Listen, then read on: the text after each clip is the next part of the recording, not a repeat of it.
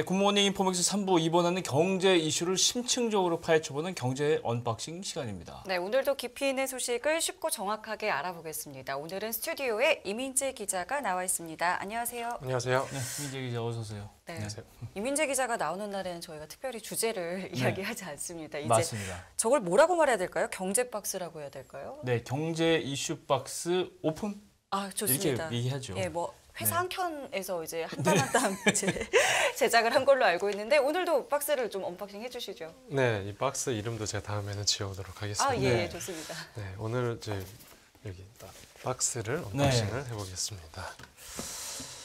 오늘 경제 이슈 키워드는 바로 네. 지구공입니다. 현대자동차의 최고급 플래그십 세단 G90에 대한 얘기를 갖고 오셨다고요? 네, 맞습니다. 이 네. 제네시스가 올해 안에 그 G90 이제 완전 변경 모델을 이제 출시를 하는데요. 네.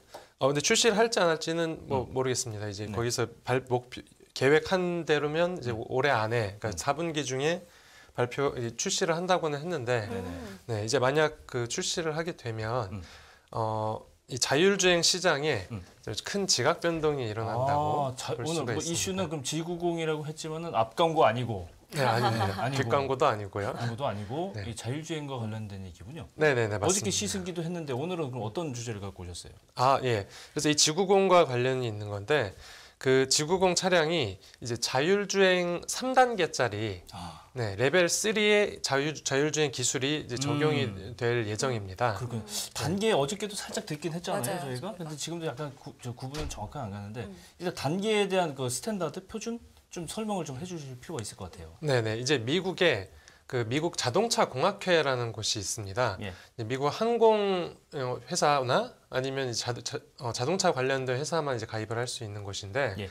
이 자동차 공학회에서 만드는 그 기술 표준이 이제 많은 자율주행 관련 그 기술을 만드는 회사들이 여기서 만드는 그 기술 표준을 많이 따르기 때문에 네. 네, 이제 여기서 분류를 해놓은 그 자율주행 단계를 기준으로 이제 설명을 해드리도록 하겠습니다. 예. 이제 공학회에서는 자율주행을 총 6단계로 나눴습니다. 예. 이제 레벨 0부터 레벨 5까지 있고요. 네. 이제 레벨 0은 자율주행 기술이 없기 때문에 사실상 자율주행차가 아닙니다. 네. 네, 그래서 굳이 뭐 5단계로 해도 되는데 왜 레벨 0을 넣는지는 사실 모르겠습니다. 그리고 레벨 1과 이제 2, 그러니까 레벨 1과 2는 이제 반자율주행이라고 보시면 되는데요. 여기서 이제 운전자가 항상 개입을 해야 돼서 그렇습니다. 네. 이제 운전을 할 때 차로부터 약간의 도움을 받는 수준이고요. 네. 실제로 이제 레벨 1과 2가 적용된 그 차를 타보면 네. 이제 운전대를 놓고서 이제 주행을 하다 보면 한 네. 10초에서 15초 정도 지나면 핸들을 잡으라고 경고가 뜹니다. 예. 네. 그리고 이제 레벨 1과 2 안에서도 이제 미묘한 차이가 있는데 네. 레벨 1은 이제 달리다가 이 차선을 물게 되면 알려줍니다.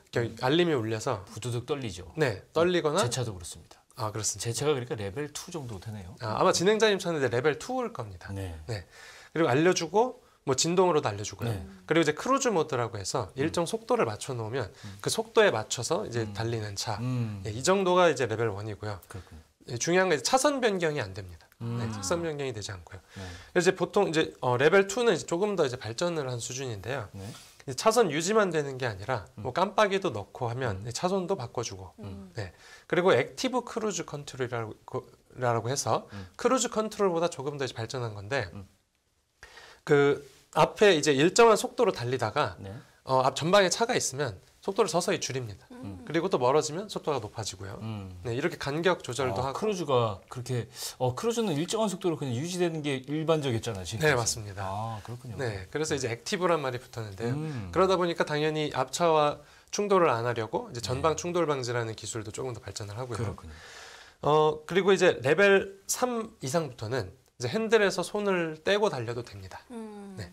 그렇기 때문에 이제 레벨 3을 넘어가면 여기서부터 이제 진짜 자율주행이라고 말을 할 수 있고요. 그런데 이제 레벨 3는 긴급 상황에서는 사람이 개입을 해야 됩니다. 브레이크를 밟고 핸들을 잡아야 되고요.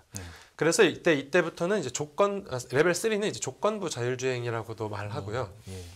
레벨 4와 5는 운전자의 개입이 이제 전혀 필요가 없습니다. 위험 상황에서도 필요가 없기 때문에 예. 네, 즉 자리를 비우고 운전을 해도 됩니다. 그렇기 때문에 이제 여기서부터는 완전 자율주행이라고 부르는데요.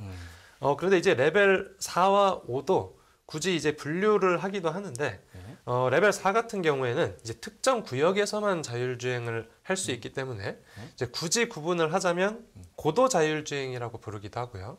그리고 레벨 5는 지역 제한도 없는 정말 완벽한 자율주행이라고 부를 수 있습니다. 예. 레벨 0을 포함해서 그럼 총 6개 단계 가운데 우리가 그러면 흔히 길거리에서 볼 수 있는 그 차들은 기술이 뭐 아까 2인가 정도 2 이렇게 정도? 생각했지만 예. 실제로 좀 어느 정도로 지금 나와 있는 건가요?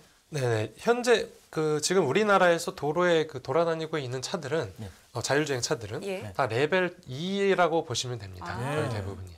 네, 이제 레벨 2라고 하면 그 아까 말씀드린 중에 그 차선을 벗어나지 않게 해주는 그렇죠. 거 말고 이탈 방지 장치. 예. 그리고 그 중간 차선 중간으로도 달리게 해주는 기능도 있습니다. 네. 그리고 또 이제 앞차와 그 일정 거리를 또 유지하면서 달리고요. 그리고 이제 전방 충돌 장치도 정말 민첩하게 작동을 합니다. 예. 레벨 1 같은 경우에도 전방 충돌 방지 기능이 있는 차들이 있는데 네. 그 이제 예민하지 않아서 이 커뮤니티 이런 데 가서 보면은 그 사고가 종종 있습니다. 그러니까 빨리 끼어드는 차는 네. 인식을 하는데 네. 서서히 끼어들면 인식을 못해서 아, 차가 그렇죠. 속도를 안 줄이는 거예요. 맞아요. 그 끼어들기도 사실 보면은 뭐 운전자별로 여러 유형이 있기 때문에 네. 이거를 딥러닝 해야 되지 않을까 싶은데요. 네, 맞습니다. 예, 예. 그래서 이제 뭐 이제 부산까지 네, 장거리를 뛰어도 네, 좀 레벨 2만 돼도 좀 편안한 수준이고요. 네. 네, 그래서 이제 이런 레벨 2단계에 포함된 기능을 첨단 운전자 지원 시스템, 그러니까 영어로 이제 ADAS라고 부릅니다. 이제 회사마다 이 ADAS라는 기술을 부르는 이름이 좀 다른데요.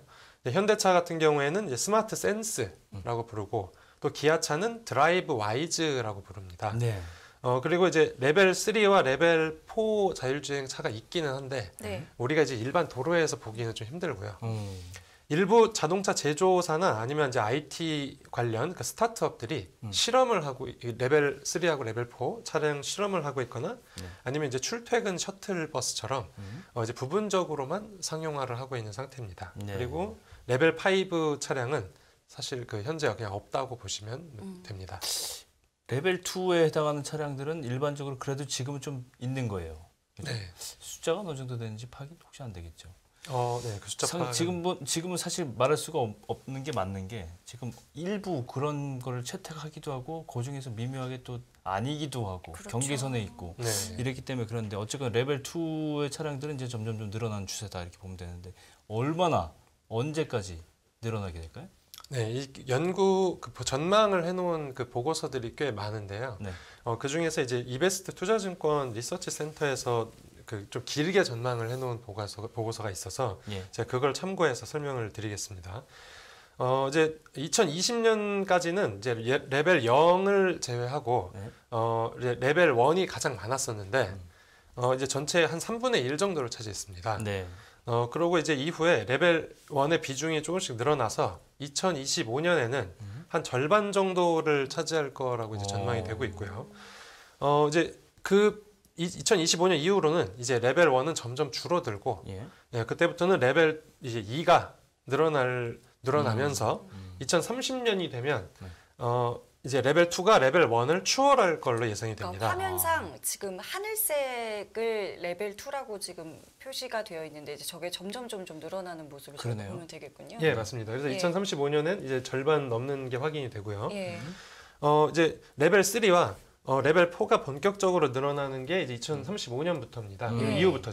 예. 그렇죠. 네, 그렇게 해서 이제 2035년부터는 레벨 1과 2가 이제 같이 줄어들고 레벨 3와 4가 같이 늘어나고요. 그렇죠. 그렇네요. 네, 그리고 아까 그 레벨 5 완전 네. 자율주행이 레벨 5는 네. 한 2045년 정도가 돼야 네. 조금씩 이제 늘어날 걸로 맨 위에 보이고요. B급이요. 그렇죠? 네, 그렇죠. 맞습니다. 예.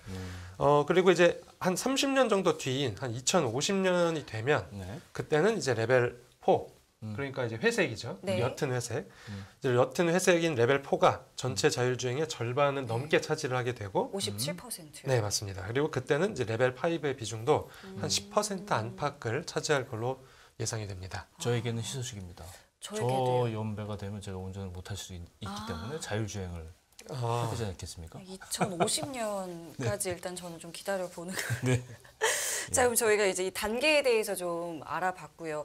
지금 우리나라 자율주행 기술이 어느 정도 수준에 왔는지도 궁금한데요. 어느 정도 상황인가요? 네, 이 한국산업기술평가관리원 그 조사를 해놓은 게 있는데 네. 그 자료를 보면요. 우리나라 자율주행 관련 기술 수준이 한 세계 4위 정도로 알려져 있습니다. 오. 네. 네, 이제 1위는 유럽인데 네. 그 1위인 유럽과 우리나라를 비교하면 한 1.4년 정도 차이가 난다고 이제 조사가 되고요. 네. 우리 앞에는 이제 일본과 미국이 있습니다. 이제 2위, 일본이 2위고 미국이 3위인데 좀 이제 주목해서 봐야 되는 건 일본과 미국이 2위, 2, 3위이긴 한데 이 유럽과 실질적으로 차이가 거의 없습니다. 아. 네, 그러니까 이 선두권인 1, 2, 3위가 다 거의 이제 비슷하다. 네, 비슷비슷하고요. 음. 이제 우리나라로 이제 넘어올 때 좀 차이가 확 커지는 거죠. 예, 예. 네, 4위기는 하지만요. 예. 특히 이제 자율주행차에 들어가야 되는 이제 핵심 부품들이 있습니다. 특히 이제 제일 중요한 게 이 사물을 인지를 해야 되기 때문에 그렇죠. 그 센서 같은 게 중요한데 맞아요. 네. 그 센서에 이제 카메라 그리고 레이다 그리고 라이다 이 세 개가 들어갑니다. 아마 뭐 카메라하고 이제 레이다는 많이 들어보셨을 거니까 알 텐데 카메라 같은 경우는 이제 말 그대로 그 렌즈로 사물을 보는 거고요. 네. 그리고 이제 레이더는 전자기파 그리고 라이다는 레이저로 물체를 감지하는 겁니다. 네. 근데 이제 문제는 우리가 이제 이런 핵심 품목 기술들에 있어서 조금 이제 해외 의존도가 높다는 게 좀 문제입니다. 예. 그렇군요. 또 이제 선진국과 기술 수준 차이도 나는 것도 이제 차이인데 이 기술이 좀 발전을 한다고 해도 앞으로 이걸 이제 상용화하는 시점이 조금 늦어질 수 있어서 네, 이제 기술을 개발하는 것도 중요하고 또 기술을 이제 활용하려는 그 노력도 같이 병행이 돼야 할 것 같습니다. 근데 이 자율주행차를 보면 전기차하고 맞물려서 이제 같이 가는 거잖아요. 네. 그러니까 전기차라는 거는 이제 동력에 대한 거고 이 자율주행차라는 거는 운행의 기술에 대한 얘기예요. 근데 이 운행 기술면을 특히 보면 이거는 기존의 내연기관 자동차의 문제가 아니고 완전히 이게 전기 전자 그 컴퓨터 공학 이거의 문제라고 저는 생각이 되는데 그렇기 때문에 기존의 자동차 업체들이 이 부분을 좀 도전적으로 의식을 해서 그 기술을 가진 업체들하고 인수합병도 하고 기술 제휴도 하고 이게 굉장히 활발하게 일어나고 있잖아요. 네, 그게 이제 관건이라고 보는데 국내 기업들은 좀 어떤 노력을 방금도 해외 기술을 많이 인용해서 뭐 타 로열티고 사실 우리 기술이 아니잖아요. 네네. 그래서 지금 말씀해주신 대로 그 기술 관련해서 이제 업체들끼리 그 합종 연행이 나타나고 있다고 그러니까요. 볼 수 있는데요. 네. 이제 이미 그 자동차 완성차를 만들어 온 그 자동차 제조사들은 그리고 1차 부품사들 하고요. 네. 이제 연구 개발도 하고 있는데 이 분야가 내연기관 그 자동차 시장과 다르게 그 스타트업 창업이 좀 빠르게 늘어나고 있습니다. 그래서 이제 완성차 제조사들이 이런 이제 스타트업을 인수를 하거나 아니면 스타트업과 같이 이제 합작사를 설립을 하기도 하고요. 네. 또 이제 그 인수를 하는 대신에 그 투자를 하면서 그 수평적으로 이제 협업을 하는 그런 문화가 좀 조성이 되기도 했습니다. 네. 그리고 이제 자동차 그 커버 외관과 이제 별개로 자율주행 관련 이제 기술에 속하는 뭐 인공지능이라든지 네. 또 반도체, 뭐 운영체제 이런 게 개발하는 회사들 같은 경우에는 그러니까 제조사 같은 경우에는 이제 외관을 만들고 그리고 이제 그런 그 기술 관련 회사들은 이 자율주행 플랫폼을 제공하고 그리고 둘이 이제 협력을 하는 그런 그렇죠. 그림이 만들어지고 있습니다. 그러면은 이제 어떤 종류의 차들이 앞으로 나오게 될지에 당연히 관심이 쏠리는데 G90 이야기 하셨잖아요. 네. 이 외에도 다른 차들이 있을 것 같은데 좀 소개 좀 해주시죠. 네, 이제 우리나라 지금 나와 있는 그 자동차들부터 일단 살펴보면요. 네. 일단 현대차가 5년 전에 국제 그 전자제품 박람회 그러니까 CES로 유명하죠. 네. 2017년에 CES에 참가를 해서 레벨 4단계의 아이오닉 그 자율주행차를 선보인 적이 있었습니다. 당시 이제 도로 시승에도 성공을 했었고요. 그리고 2018년에 우리나라에 좀 큰 이벤트가 있었는데 겨울에 이제 평창 동계올림픽을 하지 않았습니까? 네. 그 올림픽 개최를 앞두고 현대차가 넥소 그 수소차죠. 네. 그 자율주행차 넥소 자율주행차로 서울에서 평창까지 한 200km 조금 안 되는 거리를 고속도로를 네. 자율주행으로 달리는데 성공했습니다. 네. 이제 넥소 수소 전기차로 자율주행한 거는 당시 세계 최초였고요. 그렇군요. 네. 그 이후로 이제 제네시스 차량들부터 해서 차량들을 중심으로 네. 좀 이제 이 거리 자동으로 조절해주는 그 어댑티브 크루즈 컨트롤, 네. 그리고 이제 핸들 조향 보조 장치, 그리고 이제 그런 준 자율주행급, 그러니까 2단계 수준의 운전 보조 기능들을 적용해 왔습니다. 네. 그리고 이제 코로나 사태를 지나는 동안에도 발전을 꽤 많이 했는데요. 네. 이제 작년에는 그 현대차가 그 대형 트럭 4대로 고속도로 군집 주행이라고 해서 이제 일렬로 트럭들이 서서 앞에 오. 선두 차량을 따라가는 겁니다. 오. 네. 뭐 이런 실험에 성공하기도 했고요. 네. 작년에는 아이오닉 5를 기반으로 해서 로보라이드라는 걸 또 공개를 했습니다. 네. 이제 호출하면 오는 자율주행 택시 같은 건데, 네, 이제 이건 레벨 4단계 차량이고요. 네. 아직은 이제 시범 운행만 하고 있습니다. 네.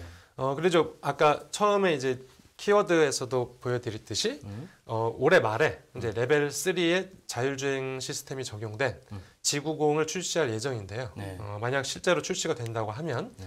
이 레벨 3 차량이 국내에서는 처음으로 그리고 세계에서는 2번째로 상용화되는 겁니다. 그렇군요. 어제 이 시간에 얘기할 때는 일단 처음 적용이 되기 쉬운 분야는 이제 이 대중교통, 그렇죠. 기관 버스라든가 이런 택시라든가 이런 데 먼저 적용이 되기가 쉬울 것이다. 그런데 상용차가 아니고 이제 상용이죠. 이거는 승용차에 이제 적용이 되는 거는 이게 굉장히 이례적인 일인 것 같은데. 자율주행차 일반인들이 쉽게 타볼 수 있는 기회가 없을까요? 특히 레벨 3 이상 어디서 네. 타볼 수 있을까요? 그 자율주행차는 이제 말씀해주신 대로 네. 그 대중교통으로 한번 체험을 해볼 수가 있습니다. 이제 가까운 서울부터 한번 살펴보면요. 네. 저희 여기 회사에서도 가까운 데인데, 그렇네요. 예, 청계천에서 만나볼 수 있습니다. 네. 네, 이제 현대차가 8월에 이제 42-이라는 자율주행 스타트업을 이제 인수했는데요. 네. 현대차와 42- 이제 여기 청계 광장에서 자율주행 셔틀을 이제 조만간 운행을 할 예정입니다. 네. 이제 보통은 양산되고 있는 차에 자율주행 키트를 붙이는 방식인데, 네네. 이 셔틀은 아예 기획할 때부터 처음부터 이제 자율주행 대중교통 목적으로 만들어져서요. 그게 좀 특이하고요. 예. 이제 뭐 그 다니는 걸 좀 구체적으로 보면 이제 청계 네. 광장부터 저기 이제 세운상가까지 네. 이제 왕복으로 4km 구간을 이제 돌아다니고요. 어. 네. 이제 시민들이 탈 수 있습니다. 시민들이 네. 탈 수 있고 이제 스마트폰 앱을 이용하면서 공짜로 탈 수 있고요. 그러네요. 네. 그리고 이 차량에는 이제 4단계라서 운전자가 필요 없지만 그래도 혹시 모르기 때문에 차량에는 또 안전 요원이 항상 탑승을 하게 돼 있습니다. 그리고 내년 상반기에는 국회에서 이제 로보 셔틀이라는 걸 탈 수도 있는데요. 네. 로보 셔틀은 레벨 4단계 자율주행 차인데 이제 현대차 솔라티 11인승을 개조해서 만들었습니다. 오. 이것도 이제 국회와 방문객 그 전용 주차장인 그 둔치 주차장을 네. 그 사이를 오가는 그 이제 시범 서비스를 실시할 예정이라고 하고요. 그렇군요. 그리고 현대차와 카카오 모빌리티가 이제 서울 강남에서 자율주행 시범 서비스도 또 시작을 한다고 했습니다. 예. 이제 아까 앞에 나온 그 아이오닉 5 로보라이드로 하는 건데요. 네. 이제 강남 일대를 정해진 노선 없이 진짜 택시처럼 움직입니다. 오. 그 카카오 택시로 이제 부르면 또 오고요. 예. 그런데 이제 아직은 현대차 임직원과 그 이제 스타트업 관계자 직원을 대상으로만 이제 운영을 하고 네. 나중에 일반 시민 대상으로 확대를 한다는 계획인데 네. 이제 업계에서 그 얘기를 제가 좀 들어봤는데 네. 원래 현대차가 바로 일반 시민을 대상으로도 이제 운행을 하려고 하다가 네. 이제 안전 문제 때문에 그렇게 하지 못했다라는 소문이 좀 돌고 있습니다. 2년 전에 현대차가 그 넥소 자율주행 차로 강남에서 자율주행 실험을 하다가 그 사고를 좀 크게 낸 적이 있었는데 네. 이걸 좀 현대차가 의식한 거 아니냐 이제라는 해석도 있고요. 2년의 시간이 지났으니까 이제 많이 좀 개선이 됐을 거예요. 네, 지금은 기술이 아마 많이 발전을 했을 것 같습니다. 네. 그래서 뭐 근데 당시에는 이제 자율주행 차로 사고 난 게 또 처음이기도 했고 그러다 보니까 이제 안전성 문제가 이제 크게 부각이 됐었고요. 네. 이제 서울 밖에서는 뭐 이제 세종시에서 이제 6인승짜리 이제 작은 셔틀버스를 탈 수도 있고요. 이제 제주도에서도 자율주행 차를 타볼 수가 있습니다. 그렇군요. 지금 이제 해안 도로와 그 중문 관광단지 일대에서 탐나 자율차라는 이제 그 자율주행 차가 이제 돌아다니는데요. 네. 이제 관광객하고 지역 주민한테 이제 2023년까지 무상으로 제공되고 있는 서비스고요. 또 이게 해안 도로를 따라 도는 것도 있는데 다 돌고 나면 이제 숙소 앞까지 데려다주는 자율주행 택시도 있다고 합니다. 네. 네. 그리고 이제 레벨 4단계이기 때문에 사실 정해진 구역만 다니니까 레벨 4단계겠죠. 이제 그 자율주행이 가능하기는 한데 그 안전을 위해서 좀 안전 요원 향상 동승을 하게 돼 있습니다. 예. 이 기술이 앞으로 어디까지 뻗어나갈지 굉장히 좀 궁금해집니다. 왜냐하면 정말 이제 우리 곁으로 훌쩍 다가올 수도 맞아요. 있겠다라는 생각이 예. 들었거든요. 물론 안전해야겠지만요. 이 네. 빠른 기술만큼이나 앞으로 어디까지 좀 확대할 수 있을까요? 네, 이제 자율주행 그 기술을 이제 기반으로 한 택시 서비스에서 앞으로는 이제 로봇, 그리고 도심 항공 모빌리티로 이제 비즈니스 모델이 좀 확장될 걸로 보입니다. 네. 이제 도심 항공 모빌리티는 이제 항공 택시와 같은 거라고 생각을 하면 되는데요. 네. 지금 현대차에서도 이제 도심 항공 모빌리티에 대한 이제 그 좀 구상을 네. 하고 있고요. 네. 그래서 이걸 위해 이제 작년에 그 1조 원을 들여서 네. 로봇 전문 업체인 이제 보스턴 다이내믹스를 인수하기도 했습니다. 네. 그리고 이제 뭐 현대 글로벌 비즈니스 센터 짓고 있죠. 지금 강남에. 네. 그런 뭐 아니면 네이버, 네. 우아한 형제들, 뭐 LG 전자와 같은 곳들이 이제 네. 로봇 친화형 빌딩을 짓고 있습니다. 음. 네, 그 안에서 이제 로봇이 뭐 필요한 물건도 배달해주고 사람도 이동시켜주고 하는데 예. 빌딩들이 점점 이제 대형화될수록 그 이제 자율주행 로봇의 필요성도 같이 이제 커지고 있습니다. 지금 화면에 나오는 거는 어떤 건가요? 저 이제 현대차와 그 손을 잡은 그 보스턴 다이내믹스 사족 보행 로봇인 그 스팟인데요. 아, 네, 이제 그 코로나19 병동에서 뭐 이제 예. 환자의 비대면 진료를 좀 돕기도 하고요. 네. 뭐 아니면 이제 그 체르노빌 같은 지역에서 네. 뭐 거기로 이제 보내줘서 뭐 이제 그 일 좀 돕기도 하고 사람을 그래서 네. 이런 위험한 환경에서 이제 사람을 좀 보조하는 역할을 할 걸로 보입니다. 그렇군요. 이게 자율주행차 부분이 분야가 뻗어나갈 수 있는 분야가 무궁무진한 것 같아요. 그러니까요. 마지막 질문 좀 드리겠습니다. 완성차 제조사와 각 협력사들이 이제 기술 문제가 가장 이제 이 핵심이라고 보는데 어떤 목표와 전략이 있는지 좀 간단하게 정리해 주시죠. 네, 그 지금 지구공처럼 당연히 이제 그 자율주행차를 이제 상용화하는 게 이제 제일 큰 목표입니다. 그렇군요. 그래서 지금 부품 업체들도 그 각자 이제 노력들을 많이 하고 있는데 합심해서 하고 있는데 현대모비스는 이제 2016년에 이제 국내 자율주행차 임시운행 허가를 취득했고요. 네. 레벨 3 이상 그 수준의 자율주행차를 개발해서 올해 상용화하는 게 목표입니다. 네. 뭐 아마 제네시스 G90 이제 레벨 3가 되겠죠. 네. 그리고 이제 삼성전자는 전장 쪽에 좀 많은 투자를 하고 있는데요. 전장. 네. 2016년에 이제 하만 인터내셔널이라는 회사를 인수했고요. 이제 우리나라와 이제 미국에서 함께 이제 그 자율주행차 시험 운행에도 들어갔습니다. 그리고 뭐 전장 부문에서 그 자율주행차 기술을 확보하려고 이제 오토모티브 혁신 펀드를 조성했는데 규모가 이제 무려 3억 달러입니다. 그리고 이제 지금은 세계 최초 레벨 3의 자율주행차가 아우디 A8인데요. 여기에 들어간 그 이제 그 플랫폼 개발 업체와 이제 공동 기술 개발을 하고 있습니다. 네. LG전자 같은 경우에는 이제 우리나라 최초로 LTE 이동통신을 기반으로 이제 V2X 자율주행 기술을 개발한 곳인데 네. 이제 V2X라는 건 자동차와 자율주행하기 위해 그 도로에 있는 요소들과 소통을 하는 기술입니다. 이후에는 이제 그 퀄컴과 협력을 해서 그 5G 기반의 이제 V2X 기술을 개발하기도 했고요. 예. 이제 SK텔레콤 같은 경우에는 이제 인텔이나 BMW 그리고 모빌아이와 같은 회사와 협력해서 이제 5G 기반의 완전 자율주행차를 상용화하는 게 목표고요. 그리고 또 네이버는 그 국내 이제 중소협력사들과 협력을 해서 자율주행 시스템을 실험을 한 적이 있고 또 앞으로는 그 무인 택시 서비스를 추진한다는 계획입니다. 네. 오늘 할 얘기가 너무 많은데 시간 때문에 여기까지 좀 들을까요? 네. 예, 좋습니다. 자, 오늘 저희가 국내 자율주행 기술의 현황까지 이민재 기자와 다뤄봤는데 다음에 시간이 있으면 더 많은 이야기 나눠보면 좋을 것 같습니다. 오늘 말씀 고맙습니다. 감사합니다. 수고하셨습니다.